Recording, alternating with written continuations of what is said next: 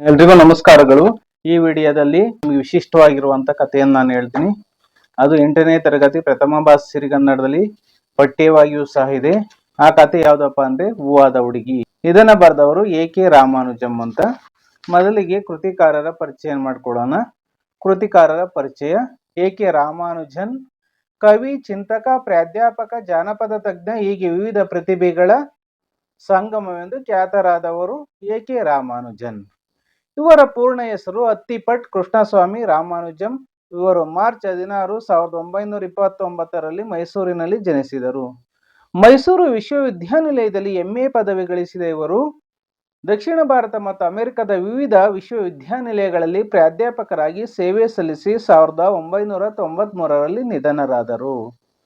ಕನ್ನಡ ಹಾಗೂ ಇಂಗ್ಲಿಷ್ ಭಾಷೆಗಳಲ್ಲಿ ಮಹತ್ವದ ಕೊಡುಗೆ ನೀಡಿದ್ದಾರೆ. ಕನ್ನಡದಲ್ಲಿ ಬರೆದಂತಹ ಕೃತಿಗಳೆಂದರೆ ಒಕ್ಕುಳಲ್ಲಿ ಹೂವಿಲ್ಲ ಮತ್ತು ಇತರ ಕವಿತೆಗಳು, ಉಂಟೋಬಿಲ್ಲೆ, ಮತ್ತೊಬ್ಬನ ಆತ್ಮಚರಿತ್ರೆ ಪ್ರಸಿದ್ಧ ಕೃತಿಗಳು. ಕನ್ನಡ ವಚನ ಸಾಹಿತ್ಯವನ್ನು ಸ್ಪೀಕಿಂಗ್ ಆಫ್ ಶಿವ ಎಂದು ಅನುವಾದಿಸಿದ್ದು. ಇವರು ಸಾಹಿತ್ಯದಲ್ಲಿನ ಸಾಧನೆಗೆ 1976ರಲ್ಲಿ ಭಾರತ ಸರ್ಕಾರ ಪದ್ಮಶ್ರೀ ಪ್ರಶಸ್ತಿಯನ್ನು ನೀಡಿ ಗೌರವಿಸಿದೆ. 1983ರಲ್ಲಿ ಪ್ರಸಿದ್ಧ ಮ್ಯಾಕ್ ಆರ್ಥರ್ ಫೆಲೋಶಿಪ್ ಗೌರವ ಸಂದಿದೆ. ಪ್ರಸ್ತುತ ಹೂವಾದ ಹುಡುಗಿ ಜನಪದ ಕಥೆಯನ್ನು ಶ್ರೀ ಎ.ಕೆ. ರಾಮಾನುಜನ್ ಅವರು ಸಂಪಾದಿಸಿರುವ ಸಾಲು ಸಂಪಿಗೆ ನೆರಳು ಕೃತಿಯಿಂದ ಆಯ್ದು ನಿಗದಿಪಡಿಸಿದೆ. ಹೂವಾದ ಹುಡುಗಿ ಕಥೆಯ ಆಶಯವನ್ನು ತಿಳ್ಕೊಳ್ಳೋಣ. ಕೂಲಿ ಮಾಡಿ ತಮ್ಮನ್ನು ಸಾಕುತ್ತಿದ್ದ ತಾಯಿಯ ಕಷ್ಟವನ್ನು ನೋಡಿದ ಹೆಣ್ಣು ಮಗಳು ತಾಯಿಗೆ ನೆರವಾಗಲು ತಾನು ಹೂವಿನ ಗಿಡವಾಗಿ ಹೂ ಮಾರಿ ಹಣವನ್ನು ಸಂಗ್ರಹಿಸುವ, ಈ ಹೂವಿನ ರಹಸ್ಯವನ್ನು ತಿಳಿದು ಆಕೆಯನ್ನೇ ಮದುವೆಯಾಗುವ ದೊರೆಯ ಮಗ. ಹೂವಿನ ಗಿಡವಾಗುವ ಹುಡುಗಿಯು ತನ್ನ ಗಂಡನ ತಂಗಿಯಿಂದಲೇ ಕಷ್ಟಕ್ಕೆ ಸಿಲುಕಿ ಯಾತನೆಯನ್ನು ಅನುಭವಿಸಿ, ಯಾತನೆ ಅಂದ್ರೆ ಕಷ್ಟಗಳು, ನೋವುಗಳು ಅಂತ ಇದರ ಅರ್ಥ. ಯಾತನೆಯನ್ನು ಅನುಭವಿಸಿ ಕೊನೆಗೆ ಎಲ್ಲಾ ತೊಂದರೆಗಳಿಂದ ಪಾರಾಗಿ ದಂಪತಿಗಳು ಒಂದಾಗುವ ಜನಪದ ಸೊಗಡಿನ ಕಥೆ ಇದು. ಇಲ್ಲಿ ಹೆಣ್ಣಿನ ಸಹನೆ, ದಾಂಪತ್ಯದ ಅನ್ಯೋನ್ಯತೆ, ಪ್ರೀತಿ, ಸಹಕಾರ, ಮನೋಭಾವಗಳ ಮೌಲ್ಯವನ್ನು ತಿಳಿಸುವ ಆಶಯ ಇಲ್ಲಿದೆ. ಪ್ರವೇಶಕ್ಕೆ ಬರೋಣ. ಹೂವಾದ ಹುಡುಗಿ ಪ್ರವೇಶ: ಇಂದಿನ ಶಿಷ್ಟ ಸಾಹಿತ್ಯ ಸಂಪದ್ಭರಿತವಾಗಲು ಬೆಳೆಯಲು ಜನಪದ ಸಾಹಿತ್ಯವೇ ಬುನಾದಿಯಾಗಿದೆ. ಆದುದರಿಂದ ಕನ್ನಡ ಸಾಹಿತ್ಯ ಜನಪದ ಸಾಹಿತ್ಯಕ್ಕೆ ವಿಶೇಷ ಸ್ಥಾನವಿದೆ. ಜನಪದ ಸಾಹಿತ್ಯ ಅಂದ್ರೆ ಜನರ ಬಾಯಿಯಿಂದ ಬಾಯಿಗೆ, ಗ್ರಾಮೀಣ ಜನರ, ಅದರಲ್ಲೂ ಸಹ ಓದು ಬರಹ ಬಾರದಂತ ಅನಕ್ಷರಸ್ಥ ಜನರಿಂದಲೇ ರಚನೆಯಾದ ಶ್ರೇಷ್ಠ ಸಾಹಿತ್ಯವೇ ಜನಪದ ಸಾಹಿತ್ಯ. ಕುರಿತೋದದೆ ಕಾವ್ಯ ಪ್ರಯೋಗ ಪರಿಣತಿ ಮತಿಗಳು ಎಂಬ ಕವಿರಾಜ ಮಾರ್ಗಕಾರನ ಮಾತು ಜನಪದ ಸಾಹಿತ್ಯದ ಮಹತ್ವವನ್ನು ಸಾರುತ್ತದೆ. ಕನ್ನಡದ ಪ್ರಥಮ ಅಲಂಕಾರ ಗ್ರಂಥ, ಲಕ್ಷಣ ಗ್ರಂಥ ಕವಿರಾಜ ಮಾರ್ಗ. ಇದನ್ನ ಬರೆದಿರುವನು ಶ್ರೀ ವಿಜಯ. ಶ್ರೀ ವಿಜಯನು ರಾಷ್ಟ್ರಕೂಟರ ದೊರೆ ಅಮೋಘ ವರ್ಷನ ಆಸ್ಥಾನ ಕವಿಯಾಗಿದ್ದನು. ಆ ಕವಿರಾಜ ಮಾರ್ಗದಲ್ಲಿ ಈ ಮಾತು ಬರ್ತದೆ: ಕುರಿತೋದದೇಂ ಕಾವ್ಯ ಪ್ರಯೋಗ ಪರಿಣತಿ ಮತಿಗಳು. ಕನ್ನಡ ನಾಡಿನ ಜನರು ಕಾವ್ಯಗಳನ್ನು ಓದದೆಯೇ ಕಾವ್ಯ ಪ್ರಯೋಗವನ್ನು ಅಂದ್ರೆ ಕಾವ್ಯಗಳನ್ನು ರಚನೆ ಮಾಡುವಂತಹ ಸಾಮರ್ಥ್ಯವನ್ನು ಪಡೆದಿದ್ದರು. ಪರಿಣತಿ ಮತಿಗಳು ಅಂದ್ರೆ ಪಂಡಿತರಂತೆ ಪರಿಣತಿಗಳಾಗಿದ್ದರು, ಪಂಡಿತರಂತೆ ಆಗಿದ್ದರು, ವಿದ್ವಾಂಸರಾಗಿದ್ದರು ಅಂತ ಇದರ ಅರ್ಥ. ನಮ್ಮ ಜನರು ತಮ್ಮ ಬದುಕಿನ ಸುಖ, ದುಃಖ, ನೋವು, ನಲಿವು, ಸರಸ, ವಿರಸ, ಪ್ರೀತಿ, ವಾತ್ಸಲ್ಯ, ಆಸರಿಕೆ, ಬೇಸರಿಕೆಗಳನ್ನು ಕಂಡು ಹೆಣ್ಣೆಂಬ ಭೇದವಿಲ್ಲದೆ ಅನುಭವಗಳನ್ನು ಹಾಡುಗಳ ಮೂಲಕ ಕಥೆಗಳ ರೂಪದಲ್ಲಿ ಹಾಡುಗಬ್ಬವಾಗಿ ವ್ಯಕ್ತಪಡಿಸಿದ್ದಾರೆ. ಹಿಂದೆ ಅವಿಭಕ್ತ ಕೌಟುಂಬಿಕ ವ್ಯವಸ್ಥೆಯಲ್ಲಿ ಅಜ್ಜ ಅಜ್ಜಿಯರು ಹೇಳುತ್ತಿದ್ದ ರೋಮಾಂಚನವನ್ನು ಉಂಟು ಮಾಡುತ್ತಿದ್ದ ಕಥೆಗಳು ಕುತೂಹಲ ಕೆರಳಿಸುವ, ಕಲ್ಪನಾ ಲೋಕದ ಬಾಗಿಲು ತೆರೆಸುವ, ಮನಸ್ಸಿಗೆ ಮುದ ನೀಡುವ ಮೂಲಕ ಮಕ್ಕಳಲ್ಲಿ ಜ್ಞಾಪಕ ಶಕ್ತಿ, ಕಲ್ಪನಾ ಶಕ್ತಿ ಬೆಳೆಸುತ್ತಿದ್ದವು. ನಮ್ಮ ಇಂದಿನ ಅವಿಭಕ್ತ ಕುಟುಂಬಗಳು. ಅವಿಭಕ್ತ ಕುಟುಂಬ ಅಂದ್ರೆ ಅಜ್ಜ ಅಜ್ಜಿ, ಅಪ್ಪ ಅಮ್ಮ, ಚಿಕ್ಕಪ್ಪ ಚಿಕ್ಕಮ್ಮ, ದೊಡ್ಡಮ್ಮ ದೊಡ್ಡಪ್ಪ, ಅಣ್ಣ ತಮ್ಮಂದಿರು, ಹೀಗೆ ಎಲ್ಲರೂ ಸಹ ಒಟ್ಟಾಗಿರುವಂತ ಕುಟುಂಬವನ್ನು ಅವಿಭಕ್ತ ಕುಟುಂಬ ಅಂತ ಕರಿತೀವಿ. ವಿಭಕ್ತ ಕುಟುಂಬ ಅಂದ್ರೆ ಗಂಡ ಹೆಂಡತಿ ಮಕ್ಕಳು ಮಾತ್ರ ಅಲ್ಲಿ ಇರ್ತಾರೆ. ಇಲ್ಲಿ ಅವಿಭಕ್ತ ಕುಟುಂಬ ಪದ್ಧತಿಯಲ್ಲಿ ಅಜ್ಜ ಅಜ್ಜಿಯರಿಂದ ಮಕ್ಕಳಿಗೆ ಹೇಳ್ತಿರಲ್ಲ ಕಥೆಗಳು ಎಷ್ಟು ಸೊಗಸಾಗಿದ್ದು, ಮಕ್ಕಳಲ್ಲಿ ಎಷ್ಟು ಸೃಜನಶೀಲತೆ ಇತ್ತು, ಕ್ರಿಯೇಟಿವಿಟಿ, ಒಂದು ಬಾಂಧವ್ಯ, ಸುಮಧುರವಾದ ಒಂದು ವಾತಾವರಣ ಇತ್ತು. ಅದು ಇವತ್ತಿದೆಯಾ? ಖಂಡಿತವಾಗಿಯೂ ಸಹ ಇಲ್ಲ ಅಲ್ವಾ ಸಹೃದಯ ಬಂಧುಗಳೇ.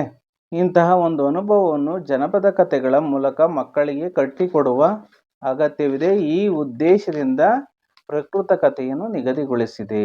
ಕಥೆಯ ಬಗ್ಗೆ ತಿಳಿದುಕೊಳ್ಳೋಣ ಈಗ. ಒಂದು ಪಟ್ಟಣ, ಅಲ್ಲೊಬ್ಬ ದೊರೆ ಇದ್ದ. ಆತನಿಗೆ 2 ಹೆಣ್ಮಕ್ಳು ಮತ್ತು ಒಬ್ಬ ಮಗ. ದೊರೆಯ ಮೊದಲನೇ ಹೆಣ್ಣು ಮಗಳಿಗೆ ಲಗ್ನವಾಗಿತ್ತು. ಅದೇ ಊರಿನಲ್ಲಿ ಒಬ್ಳು ಮುದುಕಿ ಇದ್ಲು. ಅವಳಿಗೆ 2 ಹೆಣ್ಮಕ್ಳಿದ್ಲು. ಆ ಮುದುಕಿ ಕೂಲಿ ಮಾಡಿ ತನ್ನ ಮಕ್ಕಳನ್ನು ಸಾಕ್ತಿದ್ಲು. ಒಂದು ದಿನ ತಂಗಿ, ಅಕ್ಕಯ್ಯ, ಹೋದಷ್ಟು ದಿನಕ್ಕೆ ಅಮ್ಮ ಕೂಲಿ ಮಾಡಿ ನಮ್ಮನ್ನು ಸಾಕಬೇಕು ಅಂದ್ರೆ ಕಷ್ಟ. ಆದ್ದರಿಂದ ನಾನು ಹೂವಿನ ಗಿಡ ಹಾಕ್ತೀನಿ, ನೀನು ಹೂ ತಕ್ಕೊಂಡು ಹೋಗಿ ಮಾರ್ಕೊಂಡು ಬಂದ್ಬಿಡೆ ಎಂದು ಅಕ್ಕನಿಗೆ ಹೇಳಿದಳು. ಅಕ್ಕನಿಗೆ ಕುತೂಹಲ ಕೆರಳಿ, ಅದು ಹೇಗೆ ಹೂವಿನ ಗಿಡ ಹಾಕ್ತೀಯೇ ಎಂದು ಕೇಳಿದಳು. ಅದೆಲ್ಲ ನಾನು ಆಮೇಲೆ ಹೇಳ್ತೀನಿ ಕಣೆ, ಮೊದಲು ಮನೆಯೆಲ್ಲ ಸಾರಿಸ್ಬಿಡು, ನೀನು ಸ್ನಾನ ಮಾಡಿ ಬಾವಿಯಿಂದ ಚಿಳ್ಳುಗುರು ಸೋಕದ ಹಾಗೆ 2 ತಂಬಿಗೆ ನೀರು ತಗೊಂಡು ಬಾ. ಅಕ್ಕ ಹಾಗೆ ಮಾಡಿದ್ಲು. ಇಲ್ಲಿ ಏನಾಗುತ್ತಪ್ಪ ಅಂದ್ರೆ, ಒಂದು ಊರಿನಲ್ಲಿ ಒಬ್ಬ ಮುದುಕಿ ಇರ್ತಾಳೆ, ಅವಳಿಗೆ 2 ಹೆಣ್ಮಕ್ಳು ಇರ್ತಾಳೆ. ಆ ಮುದುಕಿ ಕೂಲಿ ಮಾಡ್ಕೊಂಡು ತನ್ನ ಮಕ್ಕಳನ್ನ ಸಾಕ್ತಾ ಇರ್ತಾಳೆ. ಒಂದು ದಿನ ಆ ತಂಗಿಗೆ ಏನಾಗುತ್ತಪ್ಪ ಅಂದ್ರೆ, ಅಕ್ಕನ ನೋಡ್ತಾಳೆ, ತನ್ನ ತಾಯಿಯನ್ನು ನೋಡ್ತಾಳೆ. ತಮ್ಮ ಮನೆಯಲ್ಲಿದ್ದ ಬಡತನವನ್ನು ಕಂಡು ಅವಳಿಗೆ ತುಂಬಾ ಮನಸ್ಸಿಗೆ ನೋವಾಗುತ್ತೆ. ಆದ್ರಿಂದ ಅವಳು ಹೇಳ್ತಿದ್ದಾಳೆ, ತಂಗಿ, ಅಕ್ಕಯ್ಯ, ಹೋದಷ್ಟು ದಿನಕ್ಕೆ ಅಮ್ಮ ಕೂಲಿ ಮಾಡಿ ನಮ್ಮನ್ನು ಸಾಕ್ಬೇಕು ಅಂದ್ರೆ ಕಷ್ಟ ಆಗುತ್ತಲ್ವಾ ಕುಟುಂಬನ ನಿರ್ವಹಣೆ ಮಾಡೋದು. ಆದ್ದರಿಂದ ನಾನು ಹೂವಿನ ಗಿಡ ಹಾಕ್ತೀನಿ, ನೀನು ಹೂ ತಕ್ಕೊಂಡೋಗಿ ಮಾರಿಬಿಟ್ಟು ಬಂದ್ಬಿಡೆ ಅಂತ ಅಕ್ಕನಿಗೆ ತಂಗಿ ಹೇಳ್ತಾಳೆ. ಅಕ್ಕನಿಗೆ ಕುತೂಹಲ ಕೇಳಿ, ಅದು ಹೇಗೆ ಹೂವಿನ ಗಿಡ ಹಾಕ್ತೀಯ, ನೀನು ಹೇಗೆ ಹೂವಿನ ಗಿಡ ಹಾಕ್ತೀಯ ಅಂತ ಕೇಳ್ತಾಳೆ. ಅದೆಲ್ಲ ನಾನು ಆಮೇಲೆ ಹೇಳ್ತೀನಿ ಕಣೆ, ಮೊದಲು ಮನೆಯೆಲ್ಲ ಸಾರಿಸ್ಬಿಡು, ನೀನು ಸ್ನಾನ ಮಾಡಿ ಬಾವಿಯಿಂದ ಚಿಳ್ಳುಗುರು ಸೋಕದಾಗಿ, ಒಂದು ಚಿಳ್ಳುಗುರು ಸೋಕದಾಗಿ 2 ತಂಬಿಗೆ ನೀರು ತಗೊಂಡು ಬಾ. ತಂಬಿಗೆ ಅಂದ್ರೆ ಬಿಂದಿಗೆ, ಕೊಡಪಾನ ಅಂತಾರಲ್ಲ, ಕೊಡ ಅಂತಾರಲ್ಲ, ಅದು. 2 ತಂಬಿಗೆ ನೀರು ತಗೊಂಡು ಬಾ ಅಂದಳು. ಅಕ್ಕ ಹಾಗೆ ಮಾಡಿದ್ಲು. ಇವ್ರ ಮನೆ ಎದುರಿಗೆ ಒಂದು ದೊಡ್ಡ ಮರವಿತ್ತು, ಅಲ್ಲೂ ಗುಡಿಸಿ ಸಾರಿಸಿದ್ಲು. ಅಲ್ಲಿಗೆ 2 ಹೋದ್ರು. ತಂಗಿ ಅಕ್ಕನನ್ನು ಕರೆದು, ನೋಡಕ್ಕಯ್ಯ, ನಾನಿಲ್ಲಿ ದೇವರ ಧ್ಯಾನ ಮಾಡ್ಕೊಳ್ಕೋತೀನಿ, ನೀನು 1 ತಂಬಿಗೆ ನೀರನ್ನೆಲ್ಲ ನನ್ನ ಮೇಲೆ ಸುರಿದ್ ಬಿಡು, ನಾನು ಹೂವಿನ ಗಿಡ ಹಾಕ್ತೀನಿ. ಸುಳಿ ಮುರಿಯದ ಹಾಗೆ, ಎಲೆ ಮುರಿಯದ ಹಾಗೆ ಬೇಕಾದಷ್ಟು ಹೂ ಕಿತ್ಕೋ. ನೀನು ಸಾಕಾದ ಮೇಲೆ ಇನ್ನೊಂದು ತಂಬಿಗೆ ನೀರನ್ನು ನನ್ನ ಮೇಲೆ ಸುರಿದ್ ಬಿಡು, ಪುನಃ ನಾನು ಮನುಷ್ಯಳಾಗ್ತೀನಿ ಅಂದಳು. ತಂಗಿ ದೇವರನ್ನು ನೆನೆದು ಕುಳಿತಳು. ಅಕ್ಕ ಒಂದು ಬಿಂದಿಗೆ ನೀರನ್ನು ಅವಳ ಮೇಲೆ ಸುರಿದ್ಲು. ಸರಿ, ಹೂವಿನ ಗಿಡವಾದ್ಲು. ಅಕ್ಕ ಸುಳಿ ಎಲೆ ತೊಟ್ಟು ಮುರಿಯದಾಗಿ ಹೂವನ್ನು ಬಿಡಿಸ್ಕೊಂಡ್ಲು. ನಂತರ ಮತ್ತೊಂದು ತಂಬಿಗೆ ನೀರನ್ನು ಗಿಡದ ಮೇಲೆ ಸುರಿದ್ಲು. ಯಥಾಸ್ಥಿತಿಯಂತೆ ತಂಗಿ ಲಕ್ಷಣವಾಗಿ ಮನುಷ್ಯಳಾದ್ಲು. ಆ ನಂತರ 2 ಆ ಹೂವನ್ನೆಲ್ಲ ಬುಟ್ಟಿಗೆ ತುಂಬಿ ಮನೆಗೆ ತಂದರು. 2 ಸೇರಿ ಹೂ ಕಟ್ಟಿದ್ರು. ಎಲ್ಲಿಗೆ ತೆಗೆದುಕೊಂಡು ಹೋಗಿ ಮಾರ್ಲಿ ಅಂದಳು ದೊಡ್ಡವಳು. ಅಕ್ಕಯ್ಯ, ದೊರೆ ಮನೆಗೆ ತಗೊಂಡು ಹೋಗು, ಅವ್ರು ಹೆಚ್ಚಿಗೆ ಹಣ ಕೊಡ್ತಾರೆ. ಅಮ್ಮ ನಮಗೋಸ್ಕರ ಯಾವಾಗ್ಲೂ ಕೂಲಿ ಮಾಡ್ತಿರ್ತಾಳೆ. ಕೂಲಿ ಮಾಡಿ ಜೀವನವನ್ನು ಸಾಕ್ಬೇಕಲ್ವ, ಮಕ್ಕಳನ್ನ ಎಷ್ಟು ಕಷ್ಟ ಇರ್ತದೆ. ಅದನ್ನ ಮಕ್ಳು ಅರ್ಥ ಮಾಡ್ಕೊಂಡ್ರೆ ಆ ಮನೆ ನಂದ ಗೋಕುಲ ಆಗ್ತದೆ. ಆ ಮಕ್ಕಳು ಇದನ್ನ ಅರ್ಥ ಮಾಡ್ಕೊಂಡಲ್ಲೇ ಕೆಟ್ಟ ದಾರಿಯಲ್ಲಿ ನಡೆದ್ರೆ ಅವರ ಕುಟುಂಬ ವ್ಯವಸ್ಥೆ ಅಧ್ವಾನ ಆಗೋದ್ರಲ್ಲಿ ಯಾವುದೇ ಸಂದೇಹವಿಲ್ಲ. ಹೆಚ್ಚು ಹಣ ಕೂಡಿ ಹಾಕಿ ಅಮ್ಮನಿಗೆ ತೋರಿಸೋಣ ಅಂದಳು ಚಿಕ್ಕವಳು. ನೋಡಿ ಎಷ್ಟು ಬುದ್ಧಿವಂತೆ ಚಿಕ್ಕವಳಾದ ತಂಗಿ ಅಕ್ಕನಿಗೆ ಹೇಳ್ತಾ ಇದ್ದಾಳೆ ಬುದ್ಧಿ ಮಾತನ್ನ. ಅಂದು ಒಂದು ಬುಟ್ಟಿಯಲ್ಲಿ ಹೂವನ್ನೆಲ್ಲ ಇಟ್ಕೊಂಡು, ಹೂ ಬೇಕೇ ನಮ್ಮ ಹೂ ಎಂದು ಕೂಗಿಕೊಂಡು ದೊರೆಯ ಮನೆಯ ಮುಂದೆ ಬಂದಳು. ದೊರೆಯ ಚಿಕ್ಕ ಮಗಳು, ಅಮ್ಮ ಹೂವು ಘಮ ಘಮ ಅಂತಾವೆ, ಕುಡಿಸ್ಕೊಡು ಅಂದಳು. ಅಮ್ಮ, ಹೂವು ಘಮ ಘಮ ಸುವಾಸನೆ ಬರ್ತಿದವೆ, ಅವನ ಕೊಡಿಸ್ಕೊಡು ಅಂತ ದೊರೆ ಮಗಳು ಕೇಳ್ತಾಳೆ ಅವರಮ್ಮನಿಗೆ. ಹೆಂಡತಿ ಹೂವನ್ನು ನೋಡಿದ್ಲು. ಎಷ್ಟು ಬೆಲೆ ಅಂತ ಕೇಳಿದ್ಲು. ಎಷ್ಟಾನೆ ಕೊಡ್ರವ್ವ, ನಾವು ಬಡವರು ಎಂದಳು ಅಕ್ಕ. ದೊರೆ ಹೆಂಡತಿ ಹೂವು ತಗೊಂಡು ಒಂದು ಮಗಿ ಕೊಟ್ಟಳು. ಒಂದು ಮಗಿ ಅಂದ್ರೆ ಒಂದು ಬಗ್ಸೆ ತುಂಬಾ ಹಣ ಕೊಡ್ತಾಳೆ. ಮಗಿ ಅಂದ್ರೆ ಬಗಸೆ ತುಂಬಾ ಅಂತ ಇದ್ರ ಅರ್ಥ. ಅಕ್ಕ ಮಗಿ ಹಣವನ್ನು ತಂದು ತಂಗಿಗೆ ತೋರಿದಳು. ಅಕ್ಕಯ್ಯ, ಅಮ್ಮನಿಗೆ ಹೇಳ್ಬೇಡ, ಮುಚ್ಚಿಡು ಅಂದಳು. ಹೀಗೆ ಕೆಲವು ದಿನ ಮಾಡಿದ್ರು. ಒಟ್ಟು 5 ಮಗಿ ಹಣವಾಯಿತು. ಅಕ್ಕ ಅಮ್ಮನಿಗೆ ತೋರಿಸೋಣ ಎಂದಳು. ಬೇಡವೆ ತಂಗಿ, ಅಮ್ಮ ಹೊಡಿತಾಳೆ ಅಂತ ಅವರವರೇ ಮಾತಾಡ್ಕೊಂಡ್ರು. ಈ ಹುಡುಗಿಯರು ಸಂಪಾದನೆ ಮಾಡುವ ಆಸೆ ನೋಡಿ, ಈ ಹುಡುಗಿಯರಿಗೆ ಹೆಚ್ಚಿನ ಹಣವನ್ನ ಸಂಪಾದನೆ ಮಾಡಿ ಬಡತನವನ್ನ ಹೋಗ್ಲಾಡಿಸ್ಬೇಕು ಅನ್ನೋ ಇಚ್ಛೆ ಇರ್ತದೆ. ಈ ಹೂವು ದೊರೆ ಮಗನ ಕಣ್ಣಿಗೆ ಬಿತ್ತು. ಒಳ್ಳೆ ಘಮ ಘಮ ಅನ್ನುತ್ತಿತ್ತು. ಒಳ್ಳೆ ಒಳ್ಳೆಯ ಘಮ ಘಮನೆ ಸುವಾಸನೆ ಬರ್ತಾ ಇತ್ತು. ಇಂಥ ಸೊಗಸಾದ ಹೂವನ್ನು ಅವನೆಂದೂ ನೋಡೇ ಇರಲಿಲ್ಲ. ಈ ಹೂವನ್ನು ಯಾರು ತಂದು ಕೊಡ್ತಾರೆ ಎಂದು ಯೋಚಿಸಿ ಆ ದೊಡ್ಡ ಹುಡುಗಿ ತಂದು ಕೊಡುವುದನ್ನು ನೋಡಿ ಅವಳನ್ನು ಹಿಂಬಾಲಿಸಿ ಹೋಗಿ ನೋಡಿದ. ಈ ಮನೆಯ ಸುತ್ತಮುತ್ತ ಹೂವಿನ ಗಿಡಗಳಿಲ್ಲದಿದ್ದನ್ನು ಗಮನಿಸಿ ಇಂಥ ಹೂವು ಇವ್ರಿಗೆ ಎಲ್ಲಿಂದ ಬರ್ತದೆ ಎಂದು ಯೋಚನೆ ಮಾಡಿ ಅರಮನೆಗೆ ಬಂದ. ಮಾರನೆಯ ದಿನ ಅಂದ್ರೆ ನೆಕ್ಸ್ಟ್ ಡೇ ಸೂರ್ಯ ಹುಟ್ಟುವ ಮೊದಲೇ ಹೋಗಿ ಹುಡುಗಿಯರಿದ್ದ ದೊಡ್ಡ ಮರದ ಮೇಲೆ ಕುಳಿತುಕೊಳ್ತಾನೆ ದೊರೆಯ ಮಗ. ಅಂದು ಸಹ ಹುಡುಗಿಯರು ಆ ಮರದಡಿ ಸಾರಿಸಿ ಗುಡಿಸಿದ್ರು. ತಂಗಿ ಯಥಾ ಪ್ರಕಾರ ಹೂವಿನ ಗಿಡವಾದ್ಲು. ಅಕ್ಕ ಎಚ್ಚರಿಕೆಯಿಂದ ಹೂ ಬಿಡಿಸ್ಕೊಂಡ್ಲು.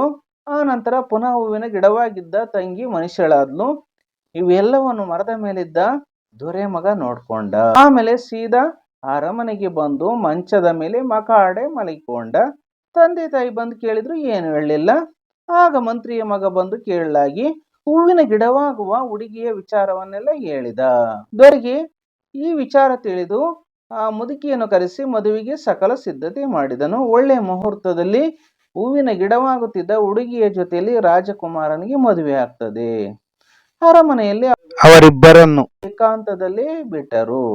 ಏಕಾಂತದಲ್ಲಿ ಅಂದ್ರೆ ಯಾರು ಇರಲ್ಲ. ರಾಜನ ಮಗ ಮತ್ತು ಹೂವಾಗುವಂತ ಹೂವಿನ ಹುಡುಗಿದ್ದಾಳೆ. ಇವನಿಷ್ಟಕ್ಕೆ ಇವನಿದ್ದಾನೆ, ಅವಳಿಷ್ಟಕ್ಕೆ ಅವಳಿದ್ದಾಳೆ. ಅವರೇ ಮಾತನಾಡಲಿ ಅಂತ ಅವಳು ಅಂದ್ರೆ ಹೂವಿನ ಹುಡುಗಿ ನನ್ನ ಗಂಡನಾದ ದೊರೆಯ ಮಗನೇ ಮಾತಾಡ್ಲಿ ಅಂತ ಅವಳು, ಅವಳೇ ಮಾತಾಡ್ಲಿ ಅಂತ ಅವನು ಅಂದ್ರೆ ದೊರೆಯ ಮಗ.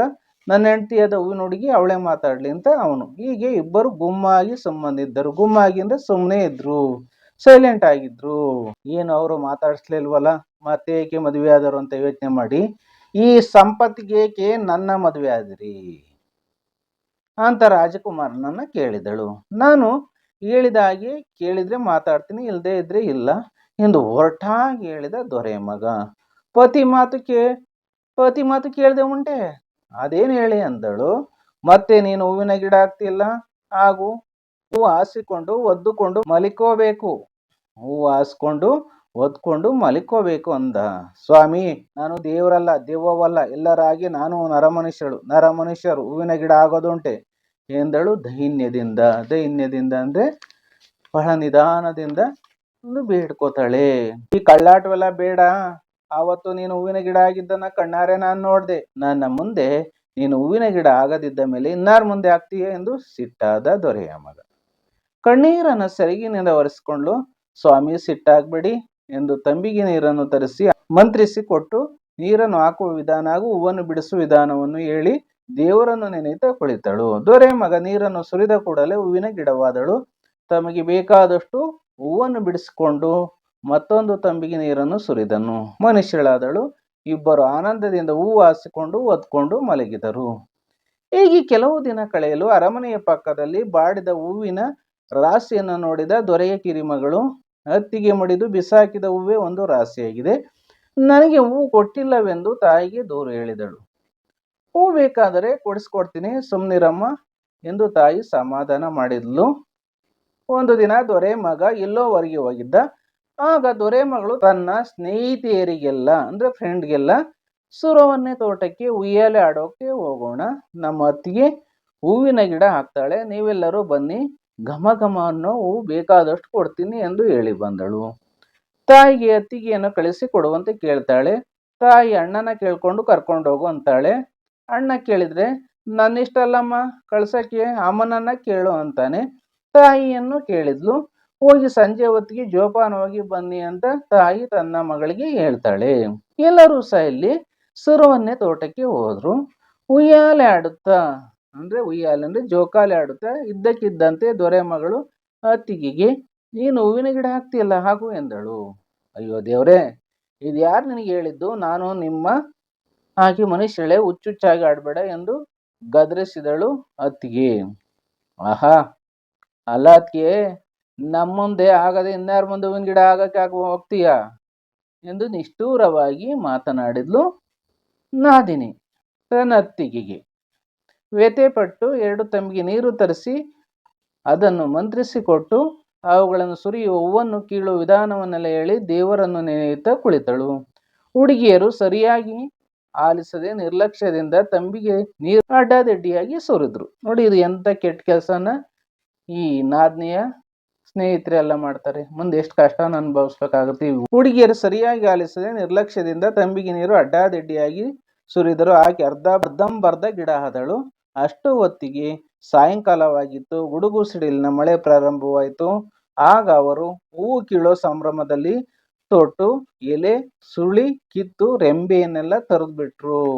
ಹೂವಿನ ಗಿಡನ ಹಾಳು ಮಾಡಿದ್ರು. ಯಾರಪ್ಪ ಅಂದ್ರೆ ಹೂವಿನ ಹುಡುಗಿಯ ನಾದನೆಯ ಸ್ನೇಹಿತರು. ಈ ಮಳೆಗೆ ಹೆದರಿ ಮನೆಗೆ ಹೋಗೋ ಆತುರದಲ್ಲಿ ಮತ್ತೊಂದು ತಂಬಿಗೆ ನೀರನ್ನು ಅಡ್ಡಾದಿಡ್ಡಿ ಸುರಿದು ಹೊರಟು ಹೋದರು. ಆಕೆ ಮನುಷ್ಯಳಾದಾಗ ಕೈ ಇಲ್ಲದ ಕಾಲಿಲ್ಲದ ಅರ್ಧಂಬರ್ಧ ದೇಹವಾಗಿದ್ದಳು.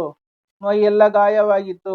ಆ ಮಳೆಯ ನೀರಿನಲ್ಲಿ ತೇಲಿಕೊಂಡು ಬಹುದೂರವಾಗಿ ಅಲ್ಲೊಂದು ಮೋರಿಯಲ್ಲಿ ಬಿದ್ದಳು. ಮೋರಿ ಅಂದ್ರೆ ಚರಂಡಿಯಲ್ಲಿ ಬಿದ್ದ್ಬಿಡ್ತಾಳೆ. ಮಾರನೇ ದಿನ ಅತ್ತ ಕಡೆ ಅರಳೆ ತುಂಬಿದ ಗಾಡಿಗಳು ಬರ್ತಿದ್ವು. ಹಾ ಹಾ ಅಂತ ಕೊರಗುತ್ತಾ ಬಿದ್ದಿರುವುದನ್ನು ಗಾಡಿಯೊಬ್ಬನು ನೋಡ್ತಾನೆ. ಒಂದು ದೇಹದ ಮುದ್ದೆ ಮುಖ ಮಾತ್ರ ಚೆನ್ನಾಗಿತ್ತು. ಬಟ್ಟೆ ಇಲ್ಲ, ಬರೆ ಇಲ್ಲ. ಅಯ್ಯೋ ಮನುಷ್ಯ ಕಣಪ್ಪ ಅಂತ ಹೇಳಿ ತನ್ನ ತಲೆಯಲ್ಲಿದ್ದ ವಸ್ತ್ರ ಅಂದ್ರೆ ಬಟ್ಟೆ ಹಾಕಿ ಗಾಡಿ ಮೇಲೆ ಕೂರಿಸ್ಕೊಂಡು ಮುಂದೂರಿನ ಆಳು ಮಂಟಪದಲ್ಲಿ ಗಾಡಿ ನಿಲ್ಲಿಸಿ ಅವಳನ್ನ ಆ ಮಂಟಪದಲ್ಲಿಟ್ಟು ಯಾರಾದರೂ ಅನ್ನ ನೀರು ಕೊಟ್ಟ ಜೀವ ಉಳಿಸ್ಕೊ ಅಂತ ಹೇಳಿ ಹೋಯ್ತಾನೆ. ಈತ ನಿಜವಾದ ಸಂಗತಿ ತಿಳಿದೇ ದೊರೆ ಮಗ ಬೇಜಾರಾಗಿ ಗೋಸಾಯಿ ದಿರ್ಸು ಹಾಕಿಕೊಂಡು ದೇಶಾಂತರ ಹೊರಟ. ದೊರೆ ಮಗ ಬೇಜಾರಾಗ್ಬಿಡುತ್ತೆ. ಗೋಸಾಯಿ ಅಂದ್ರೆ ಸನ್ಯಾಸಿ, ದಿರ್ಸು ಅಂದ್ರೆ ವೇಷ. ಸನ್ಯಾಸಿಯ ವೇಷವನ್ನು ಹಾಕಿಕೊಂಡು ದೊರೆ ಮಗ ದೇಶಾಂತರ ಹೋಗ್ತಾನೆ. ಈತ ಮೈಯೆಲ್ಲ ಗಾಯವಾಗಿ ಅರ್ಧಂಬರ್ಧ ದೇಹವಾಗಿದ್ದ ಇವಳು ತನ್ನ ಗಂಡನ ದೊಡ್ಡಕ್ಕಳ ಮದುವೆ ಮಾಡಿಕೊಟ್ಟಿದ್ದ ಪಟ್ಟಣದಲ್ಲಿ ಬಿದ್ದಿದ್ದಳು. ಆ ಪಟ್ಟಣದ ದಾದಿಯರು ಅಂದ್ರೆ ದಾದಿಯರು, ಸೇವಕಿಯರು, ದಾದಿಯರು ಅಂದ್ರೆ ಸೇವಕಿಯರು, ಗೌಡಿಯರು ಅಂದ್ರೆ ಗೌಡಗಿತ್ತಿಯವರು ದಿನವೈ ನೀರಿಗೆ ಹೋಗಿ ಬರುವಾಗ ಇವಳನ್ನು ನೋಡುತ್ತಿದ್ದು. ಈ ವಿಚಾರನ ರಾಣಿಗೆ ಅಮ್ಮ ಅವಳನ್ನು ನೋಡಿದ್ರೆ ನಿಮ್ ತಮ್ಮನ ಹೆಂಡತಿ ಅಂತೆ ಕಾಣ್ತಾಳೆ, ಕರೆತರ್ಲೆ ಅಂತಾರೆ ಸೇವಕಿಯರು. ಹೋಗ್ರೆ ಅವಳ ಸೇವೆ ಮಾಡಿ ಅನ್ನ ಹಾಕ್ಬೇಕಾಗುತ್ತೆ ಎಂದು ತಾತ್ಸಾರ ಮಾಡ್ತಾಳೆ. ಎಂತ ಕಷ್ಟ ಬರುತ್ತೆ. ಕಷ್ಟದ ಸಮಯದಲ್ಲಿ ಸ್ವಂತ ಅತ್ತಿಗೆನೇ ಆಗಲ್ಲ ಈ ಹೂವಿನ ಹುಡುಗಿಗೆ. ನೋಡಿ ಇದು ನಿದರ್ಶನದ ಮೂಲಕ ಲೇಖಕರು ನಮಗೆ ಕಟ್ಕೊಟ್ಟಿದ್ದಾರೆ. ನೆಂಟ್ರು ಯಾವಾಗ ಬರ್ತಾರೆ? ನಮ್ಮಲ್ಲಿ ಎಲ್ಲಾ ಸೌಖ್ಯವಾಗಿದ್ದಾಗ ಸುಖವಾಗಿದ್ದಾಗ ಬರ್ತಾರೆ. ಉಳ್ದಂತೆ ನೆಂಟ್ರು ಬರ್ತಾರ? ಖಂಡಿತ ಬರಲ್ಲ. ನಾವು ಚೆನ್ನಾಗಿದ್ದಾಗ ಮಾತ್ರ ನೆಂಟ್ರು ಬರ್ತಾರೆ. ಚೆನ್ನಾಗಿಲ್ದಾಗ ನಮಗೆ ಕಷ್ಟ ಬಂದಾಗ ಯಾರೂ ಸಹ ತಿರುಗಿ ನೋಡಲ್ಲ. ದಾದಿಯರು ಗೋಗರೆದದ್ದಕ್ಕೆ ಒಪ್ಕೋತಾಳೆ. ಅವಳು ಸೇವೆ ಮಾಡ್ಬೇಕು ಅಂದಳು ರಾಣಿ. ಆಯ್ತು ನಾವೇ ಮಾಡ್ತೀವಮ್ಮ ಎಂದು ಒಪ್ಕೊಂಡು ಅವಳನ್ನು ಕರೆತಂದು ನೀರು ನೀಡಿ ಒಯ್ದು ಬಟ್ಟೆ ಉಡಿಸಿ ಅರಮನೆ ಬಾಗಿಲಲ್ಲಿ ಕುಳ್ಳಿರಿಸಿದರು. ದಿನವೈ ಮೈ ಮೇಲಿನ ಗಾಯಗಳಿಗೆ ಔಷಧಿಯಾಗಿ ವಾಸಿ ಮಾಡಿದ್ರು. ಈತ ಏನಾಗುತ್ತಪ್ಪ ಅಂದ್ರೆ ದೊರೆ ಮಗ ದೇಶವೆಲ್ಲ ತಿರುಗಿ ತನ್ನ ಅಕ್ಕನ ಪಟ್ಟಣಕ್ಕೆ ಬಂದು ಪಟ್ಟಣದ ಬಾಗಿಲ ಬಳಿ ಕುಳಿತ. ತಿಕ್ಕಲು ಮನುಷ್ಯನಾಗಿ ಅವನಿಗೆ ಗಡ್ಡ ಮಿಸೆ ಬೆಳೆದಿತ್ತು. ತಿಕ್ಕಲು ಅಂದ್ರೆ ಬುದ್ಧಿ ಭ್ರಮಣೆ ಆಗೋದು, ಬುದ್ಧಿ ಕೆಟ್ಟೋಗೋದು, ಬುದ್ಧಿ ಸರಿಯಾಗಿರಲ್ಲ. ಯಾಕಪ್ಪ ಅವನಿಗೆ ಮತಿ ಭ್ರಮಣೆ ಆಗಿತ್ತು ಅಂದ್ರೆ ತನ್ನ ಹೆಂಡತಿಯನ್ನ ಕಳ್ಕೊಂಡೆಲ್ಲ. ನನ್ನ ದುಃಖದಿಂದ ಅವನಿಗೆ ಬುದ್ಧಿ ಭ್ರಮಣೆ ಆಗಿರ್ತದೆ. ಗಡ್ಡ ಮೀಸೆ ಬೆಳೆದಿರ್ತದೆ. ನೀರಿಗೆ ಹೋಗಿ ಬರುತ್ತಿದ್ದ ದಾದಿಯರು ಇವನನ್ನು ನೋಡಿ ಅರಮನೆಗೆ ಬಂದು, ಅಮ್ಮ ಅವರೇ, ಯಾರೋ ನಿಮ್ಮ ತಮ್ಮ ಕುಳಿತಂಗೆ ಕಾಣುತ್ತೆ ಅಂತ ಗೋಗರೆದರು. ದುರ್ಬೀನು ಹಾಕಿ ನೋಡಿ ಕರೆಸಿ ರಾಣಿ ಚೆನ್ನಾಗಿ ನೋಡಿದಳು. ನನ್ನ ತಮ್ಮನೇ ಇರಬೇಕೆಂದು ಕೊಂಡಳು. ಕೊಪ್ಪರಿಗೆ ಎಣ್ಣೆ ಕಾಯಿಸಿ ನೆತ್ತಿಗೆ ತಿಕ್ಕಿಸಿ ಹಂಡೆ ನೀರು ಹಾಕಿಸಿ ತನ್ನ ತಮ್ಮನೇ ಹೊರತು ಬೇರಿಲ್ಲವೆಂದು ತಿಳಿದುಕೊಂಡ್ಳು. ದಿನಕ್ಕೊಂದು ಅಡುಗೆ, ದಿನಕ್ಕೊಂದು ದಿರ್ಸುಂದ್ರೆ ಬಟ್ಟೆ ಕೊಟ್ಟಳು. ಆದರೆ ಆತ ಮಾತನಾಡಲೇ ಇಲ್ಲ. ಅಷ್ಟು ಹೊತ್ತಿಗೆ ಇವರಿಬ್ಬರಿಗೂ ತಾವು ಅಕ್ಕ ತಮ್ಮ ಅನ್ನೋದು ಚೆನ್ನಾಗಿ ಗೊತ್ತಾಗಿತ್ತು. ನಾನೆಷ್ಟು ಉಪಚಾರ ಮಾಡಿದರೂ ತನ್ನ ತಮ್ಮ ಮಾತಾಡಲಿಲ್ಲ. ಏನ್ ಕಾರಣ ಎಂದು ಯೋಚಿಸಿ ಚೆಲುವೆಯರಾದ ದಾಸಿಯರನ್ನು ಸೇವೆಗೆ ಕಳುಹಿಸಿದಳು. ನೋಡಿ ಎಂಥ ಪ್ಲಾನ್ ಮಾಡ್ತಾಳೆ ಈ ದೊರೆ ಮಗನ ಅಕ್ಕ. ಚೆಲುವೆಯರಾದ ಸೌಂದರ್ಯವತಿಯರಾದ ದಾಸಿಯರನ್ನ ತನ್ನ ತಮ್ಮನ ಹತ್ರ ಕಳಿಸ್ತಾಳೆ. ಯಾಕೆಂದ್ರೆ ಹೆಣ್ಣಿನ ರೂಪಕ್ಕೆ ಮಾರು ಹೋಗಿ ಆದರೂ ಸಹ ಮಾತಾಡ್ತಾನಲ್ಲ ಅಂತವ. ಆಗ್ಲೂ ಸಹ ಇವನು ಮಾತಾಡಲ್ಲ. ಆಗ ಮಾರನೇ ದಿನ ರಾತ್ರಿ ದಾದಿಯರೆಲ್ಲ ಸೇರಿ ಅರಮನೆಯ ಮುಂದಿದ್ದ ಇವಳಿಗೆ ಶೃಂಗಾರ ಮಾಡಿ ರಾಣಿಯಿಂದ ಅಪ್ಪಣೆ ಪಡೆದು ಇವನ ಮಂಚದ ಮೇಲೆ ಕೂರಿಸಿದ್ರು. ಇವನು ದಾದಿಯರನ್ನ ನೋಡಲು ಇಲ್ಲ. ದಾದಿಯರನ್ನ ನೋಡಲು ಇಲ್ಲ, ಮಾತನಾಡಿಸಲು ಇಲ್ಲ. ಆದರೆ ರಾತ್ರಿ ಇದ್ದ ಮೋಟುಗೈಯಲ್ಲಿ ಇವನ ಕಾಲನ್ನು ಒತ್ತುತ್ತಾ ಹ್ಮ್ ಹ್ಮ್ ಅಂತ ಕೊರಗುತ್ತಿತ್ತು. ಆಗ ಎದ್ದು ನೋಡಿದ, ಇವಳೇ ನನ್ನ ಹೆಂಡತಿ ಎಂದು ತಿಳ್ಕೊಂಡ. ನಿಂತಿದ್ದ ಮಾತು ಬಂತು. ಆಗ ಏನು ಎತ್ತ ಎಂದು ಅವಳನ್ನು ವಿಚಾರಿಸಿದ. ನೋಡಿ, ಇದೆ ಅಲ್ವಾ ಪ್ರೀತಿ ಅಂದ್ರೆ. ಗಂಡ ಹೆಂಡತಿಯರ ಪ್ರೀತಿ ಅವಿನಾನುಭಾವ ಸಂಬಂಧದಿಂದ ಕೂಡಿರ್ತದೆ. ಆಕೆ ಹೇಳ್ತಾಳೆ, ನಿಮ್ಮ ತಂಗಿಯಿಂದಾಗಿ ಹೀಗಾಯ್ತು ಎಂದು ಎಲ್ಲವನ್ನು ಹೇಳಿದಳು. ಅದಕ್ಕೆ ಈಗೇನ್ ಮಾಡ್ಬೇಕು ಅಂತ ಕೇಳಿದ. ಹೆಚ್ಚಿಗೆ ಏನು ಮಾಡಬೇಡಿ, ಚಿಳ್ಳುಗುರು ಸೋಕದಾಗಿ 2 ತಂಬಿಗೆ ನೀರನ್ನು ತನ್ನಿ ಎಂದಳು. ಆತ ಯಾರಿಗೂ ಗೊತ್ತಾಗದಾಗಿ 2 ತಂಬಿಗೆ ನೀರು ತಂದುಕೊಟ್ಟ. 2 ತಂಬಿಗೆ ನೀರನ್ನು ಮಂತ್ರಿಸಿ ಕೊಟ್ಟು, ಮೊದಲು ಈ ತಂಬಿಗೆ ನೀರು ಒಯ್ದ್ಬಿಡಿ, ಹೂವಿನ ಗಿಡ ಹಾಕ್ತೀನಿ. ಆಗ ಎಲ್ಲಿ ಎಲೆ ಹೋಗಿದೆಯೋ ಅಲ್ಲಿಗೆ ಎಲೆ ಜೋಡಿಸಿ, ಎಲ್ಲಿ ರೆಂಬೆ ಹೋಗಿದೆಯೋ ಅಲ್ಲಿಗೆ ರೆಂಬೆ ಜೋಡಿಸಿ, ಅನಂತರ ಇನ್ನೊಂದು ತಂಬಿಗೆ ನೀರನ್ನು ಸುರಿಯಿರಿ ಎಂದು ಹೇಳಿ ದೇವರನ್ನು ನೆನೆದು ಕುಳಿತುಕೊಂಡಳು. ಒಂದು ತಂಬಿಗೆ ನೀರು ಸುರಿದು ನೋಡುತ್ತಾನೆ, ಕೊಂಬೆ ರೆಂಬೆನೆಲ್ಲ ತರೆದು ಬಿಟ್ಟಿದ್ದಾರೆ. ಅದನ್ನೆಲ್ಲ ಸರಿಪಡಿಸಿ ಇನ್ನೊಂದು ತಂಬಿಗೆ ನೀರನ್ನು ಸುರಿದನು. ಆಗ ಪುನಃ ಮನುಷ್ಯಳಾಗಿ ಎದ್ದು ತನ್ನ ಗಂಡನ ಕಾಲಿಗೆ ನಮಸ್ಕಾರ ಮಾಡ್ತಾಳೆ. ನಾದನೆಯಾದ ರಾಣಿಯನ್ನೆಬ್ಬಿಸಿ ಆಕೆಯ ಕಾಲಿಗೂ ನಮಸ್ಕಾರ ಮಾಡಿದಳು. ನಡೆದ ಸಂಗತಿಯನ್ನೆಲ್ಲ ತಿಳಿಸಿದಳು. ನಡೆದ ಕಥೆಯನ್ನೆಲ್ಲ ಏನಾಯ್ತು ಅನ್ನೋದನ್ನೆಲ್ಲ, ಸಂಗತಿ ಅಂದ್ರೆ ವಿಚಾರವನ್ನೆಲ್ಲ ತಿಳಿಸ್ತಾಳೆ. ಆಕೆ ಈಕೆಯನ್ನಪ್ಪಿ ಮುದ್ದಾಡಿದಳು, ನಮಸ್ಕಾರ ಮಾಡಿದ. ಆಕೆ ಅಂದ್ರೆ ಇಲ್ಲಿ ದೊರೆಯ ಮಗನ ಅಕ್ಕ, ಈಕೆ ಅಂದ್ರೆ ಹೂವಿನ ಹುಡುಗಿದ್ಲಲ್ಲ ದೊರೆಯ ಮಗನ ಹೆಂಡತಿ ಮುದ್ದಾಡಿ ಹತ್ತಳು. ಕಡೆಗೆ ಚೆನ್ನಾಗಿ ಉಪಚಾರ ಮಾಡಿ 4 ವಾರ ಮನೆಯಲ್ಲಿ ಇಟ್ಟುಕೊಂಡು ಅವರಿಬ್ಬರನ್ನು ತನ್ನ ತಂದೆಯ ಪಟ್ಟಣಕ್ಕೆ ಹೋಗುವಾಗ ಬೇಕಾದಷ್ಟು ಐಸಿರಿಯ ಉಡುಗೊರೆ ಕೊಟ್ಟು ಕಳಿಸಿದಳು. ಐಸಿರಿಂದೆ ಸಂಪತ್ತಿನ ಉಡುಗೊರೆಗಳು, ವಜ್ರ ವೈಡೂರ್ಯ, ಚಿನ್ನ, ಬಟ್ಟೆ, ಬರಿ ವಗೈರೆ ಅಲ್ವಾ, ಇವನ್ನೆಲ್ಲ ಕೊಟ್ಟು ತನ್ನ ನಾದನಿಗೆ ರಾಣಿ ಕಳಿಸ್ತಾಳೆ. ಇಲ್ಲಿಗೆ ನೋಡಿ, ದುಃಖಾಂತವಾಗಿದ್ದಂತ ಹೂವಿನ ಹುಡುಗಿಯ ಜೀವನ ಸುಖಾಂತವಾಗ್ತದೆ. ಎಲ್ಲರಿಗೂ ಸಹ ಈ ಕತೆ ತುಂಬಾ ಚೆನ್ನಾಗಿದೆ, ಅರ್ಥವಾಗಿದೆ ಅಂತ ಭಾವಿಸ್ಕೊತೀನಿ. ಧನ್ಯವಾದಗಳು.